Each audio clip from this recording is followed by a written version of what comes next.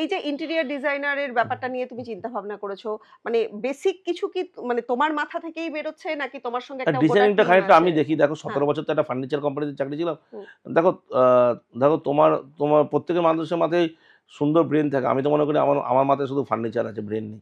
ওই ফার্নিচার গুলোই থাকে, ওগুলোকে একটু এদিক ওদিক করি। রাত্রেবেলা ঘুমের ঘরে হাত পা ছুড়ি। আমার ওয়াইফকে বা আমাকে ছেলেকে জিজ্ঞেস করবে, ডেলিভারিটা হচ্ছে না কেন, হুম। এটা হচ্ছে না কেন, আর আরো 5% ডিসকাউন্ট দিয়ে দে। আমার যদি ওয়াইফের সঙ্গে তোমার কোনো কথা হয়, জিজ্ঞেস করে দেখো যে প্রতিদিন রাত্রেবেলা আমার এক মানে ঘটনা। আচ্ছা। খেতে, খেতে আমি খাওয়ার পরে বললাম, "কি আমাকে দিলে না তো?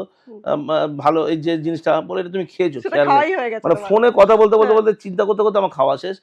পেট ভরে গেল কিন্তু বুঝতে পারলাম না কি খেলাম। এটা হচ্ছে আমার একদম মনের কথা বলছি। দেখো কোনো ইন্টারভিউতে এরকম কেউ কথা বলে কিনা জানি না। আমার ইন্টারভিউ দেওয়ার অভ্যাসও নেই। তোমরা আমাকে সেই জায়গা দিয়েছো, আমি চিরকৃতজ্ঞ। তবে ১৭ বছরে যা শিখেছি বাকি ৬ বছরে সেটাই এপ্লাই করছি। এই 4th জুলাই আমাদের 6th অ্যানিভার্সারি বারুইপুর শোরুমে, মানে ৬ বছর কমপ্লিট হচ্ছে। তোমাদের এই পেপারে নিশ্চয়ই আসবে, ঠিক আছে? একদম। বা অনেক পেপারেই আসবে বা অনেক টিভিতেই আসবে। আ দেখতে, দেখতে ৬ বছর কিন্তু যাত্রা আ মানে কাটিয়ে ফেললাম। উপরওয়ালা যদি চায় ৬০ বছর হবে, ৬০০ বছর হবে। আমি না থাকি, পরের প্রজন্ম চালাবে। একদমই। আমি এই প্রসঙ্গে আসবো। তার আগে আমি একটু আরো একবার মানুষ সম্রাট সম্পর্কে জানতে চাই। যে সম্রাট তো প্রচুর সোশ্যাল ওয়ার্ক করো তুমি। একদম। মানে এই এত প্রেশার, এই যে বলছো হুম, ভোর ৩ টের সময় গিয়ে নিজে দাঁড়িয়ে থাকো এবং হুম। তোমার মাথায় সবসময় চলতে থাকে যে কোন জায়গায় কোনটা যেন সঠিক হয়। দে তার মধ্যে দিয়ে এই পারফেকশনিস্ট এর জায়গা থেকে দাঁড়িয়ে তুমি আবার একজন সোশ্যাল ওয়ার্কার। দেখো কিভাবে? সোশ্যাল ওয়ার্কার বলতে কি বলতো? এই ধরো যদি কোনো পুজো হয় না? আমি মনে করি যে আমার পাড়ার পুজোটা আমি মনে করি যে ৪ টে দিন এই ২,০০০ লোক বাইরে কেন খেতে যাবে? এই সকাল থেকে রাত অব্দি এখানেই থাক না, মণ্ডপের মধ্যে থাক না, ঘুরতে তো হুম। যাবে। এই অষ্টমীর অঞ্জলি দিয়ে লুচি তরকারি, আ লুচি, ছোলার ডাল, বোঁদে খাইয়েছি ২,০০০ লোককে আমার পাড়ার পুজোতে। তারপরে ফ্রাইড রাইস, আলুর দম এই অষ্টমীর দিন। এরকম তো চলতেই আছে। এরকম আরো ধরো ঈদে বস্ত্র বিতরণ। আমাকে দুদিন আগেই, মানে এটা বলা উচিত না ক্যামেরার সামনে, উপরওয়ালা যেন আমাকে খারাপ না ভাবে। একজন বলল যে আমার ছেলেকে ভর্তি হতে হতে পারছি না। আমি সঙ্গে, সঙ্গে ১০,০০০ টাকা পাঠালাম। মানে আমি এরকম প্রচুর কাজ করি। যারা আমার সঙ্গে মেশে তারা জানে যে আমি লোকের পাশে থাকতে ভালোবাসি। যদি আমাকে উপরওয়ালা দেয়, আমি নিশ্চয়ই আরো লোকের পাশে থাকব। জীবনের এই যে চড়াই উতরাই তার হুম। মধ্যে দিয়েই কি তোমার এই শিক্ষা, এই জ্ঞান যে আমাকেও অন্যের পাশে থাকতে হবে, দেখো মানুষ মানুষের পাশে। ২০২০ সালে যখন লকডাউনে চাকরি চলে গেছিল না? হুম, তখন তো আমি স্যালারির জন্য চাকরি ছেড়েছিলাম। ২০২১ সালে কিন্তু আবার লকডাউন হয়েছিল। আমি কিন্তু আমার যে ভাই-বোনরা আছে, হুম। তখন ৯-১০ জন ছিল। প্রত্যেকে আমি পুরো স্যালারি দিয়েছি। আর সেই সময় আমাকে আমার বাড়িটাও বন্ধক রাখতে হয়েছিল। আমার বাড়িটাও বন্ধক রাখতে হয়েছিল।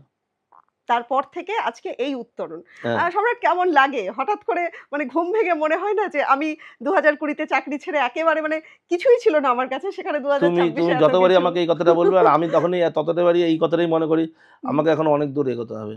৭ টা শোরুমে আমি ক্ষান্ত নেই। হুম, আমাকে যতদিন না আমাকে ৭০ টা শোরুম হচ্ছে, আচ্ছা। আমি দেশের বাইরে যেতে পারছি লাক্সারি লিভিংকে নিয়ে।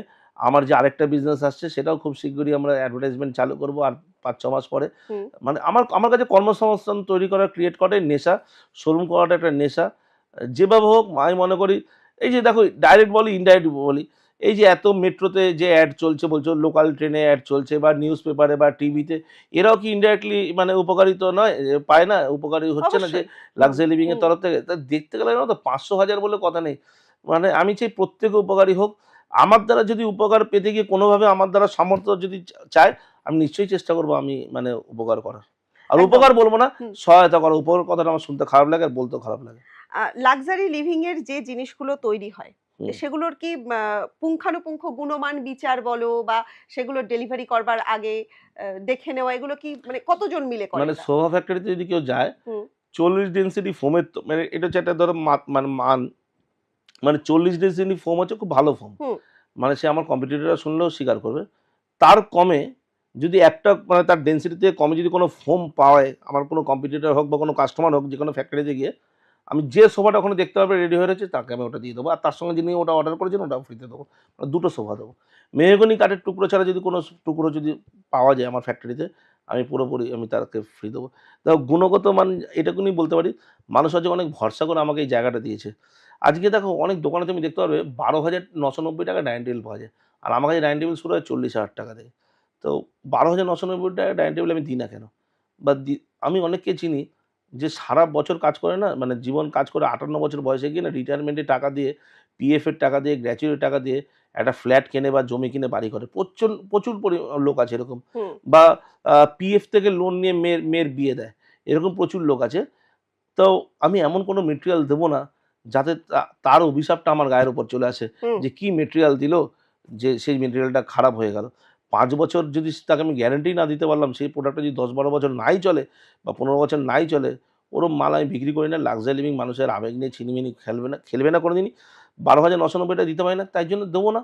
যেদিন মনে করবো যে এই ডাইনিং টেবিলটা 12,990 দিয়েও 5 বছর গ্যারান্টি দেওয়া যাবে এবং 15 বছর চালানো যাবে, সেদিনকে আমি দেবো। মানুষের অনেক কষ্টের টাকা, সেই টাকাকে নিয়ে আমি আবেগ খেলার মতো তৈরি জায়গায় আমি যাবো না।